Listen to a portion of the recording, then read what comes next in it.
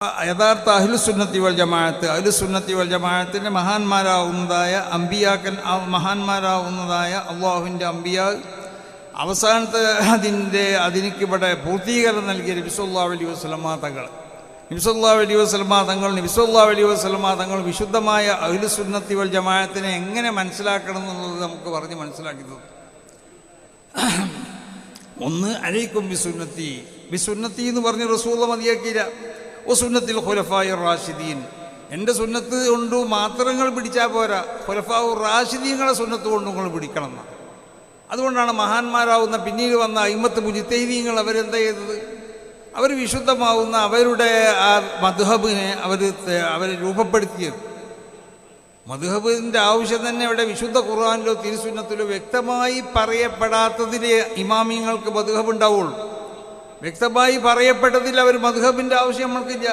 ഇമാം ഷാഫിനെ നമ്മൾ സ്വീകരിക്കണമെന്ന് പറഞ്ഞാൽ അതിൻ്റെ എന്തിൽ സ്വീകരിക്കണമെന്ന്? വിശുദ്ധ ഖുർആനിലോ തിരുസുന്നത്തിലോ വ്യക്തമായി പറയപ്പെട്ടെടുത്ത് ഒരു അഹിമ്മത്തിൽ നിന്നുള്ള ഒരാൾ തമ്മിൽ ഒരു അഭിപ്രായ വ്യത്യാസം ഉണ്ടാവില്ല.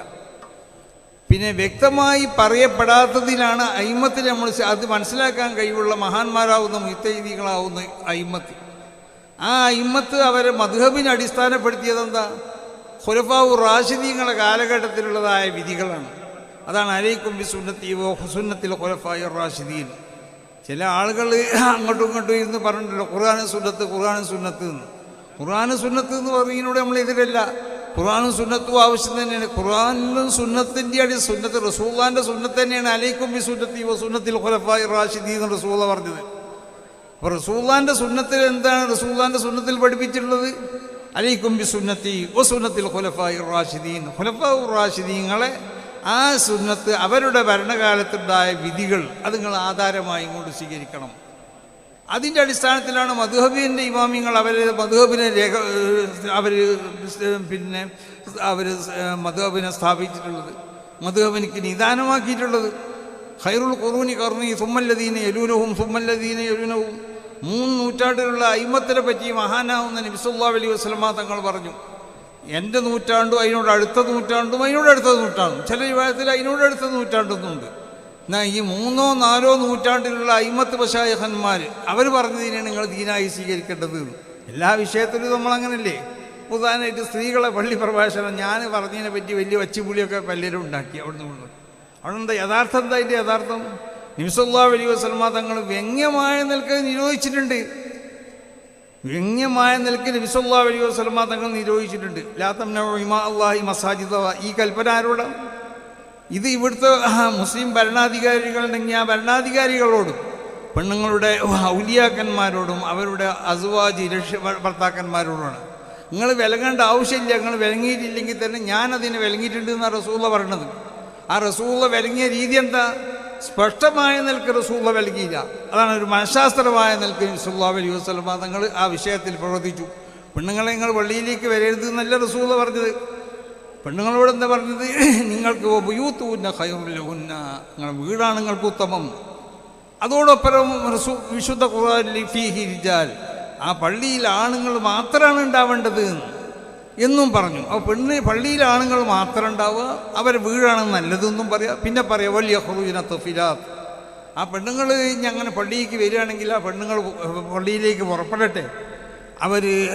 അവരെ വസ്ത്രങ്ങൾ മുഷിഞ്ഞ വസ്ത്രങ്ങളാവണം. അവരിൽ നിന്ന് വരുന്ന വാസനകൾ നല്ല വാസനകളാവരുത്. അവിടെ നല്ല വാസന അല്ലാത്ത വാസന വഴി പുറപ്പെടട്ടെ എന്ന് പറഞ്ഞു എന്ന് പറഞ്ഞുകൊണ്ടാണ് ഇപ്പം എൻ്റെ നേരെ കുതിരയിലുണ്ട്.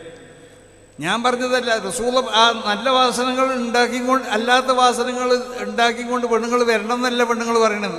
റസൂൽ പറഞ്ഞത് ഏതൊരു പെണ്ണും അങ്ങനത്തെ ഒരു മോശമുള്ള വാസനയായിട്ട് പുറപ്പെടാൻ അവർ ഇഷ്ടപ്പെടൂല.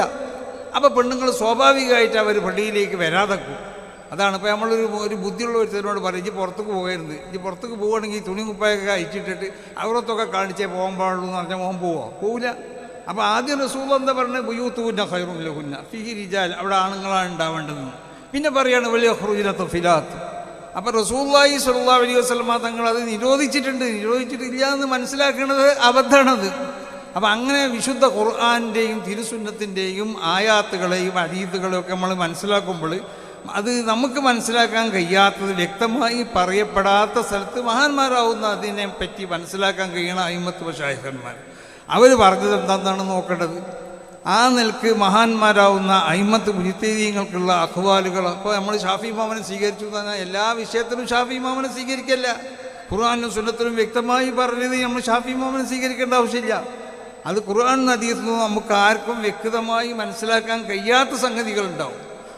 അതാണ് ഫസ്അലു അഹ്ല ദിക്ർ എന്ന് വിശുദ്ധ ഖുർആൻ പറയാൻ കാരണം. അത് വിവരമുള്ളവരോട് ചോദിക്കണം. ഇതാണ് സമസ്ത കേരള ജമിയത്തുൽ ഉലമയുടെ അടിസ്ഥാനം. ഈ അടിസ്ഥാനത്തിൽ രേഖപ്പെടുത്തപ്പെട്ടതാണ് സമസ്ത കേരള ജമിയത്തുൽ ഉലമയുടെ ഈ ആശയങ്ങളും ഈ ആദർശങ്ങളൊക്കെ. ഇതാണ് അഹ്ലുസുന്നത്തി വൽ ജമാഅത്തിൻ്റെ ആശയാദർശങ്ങൾ.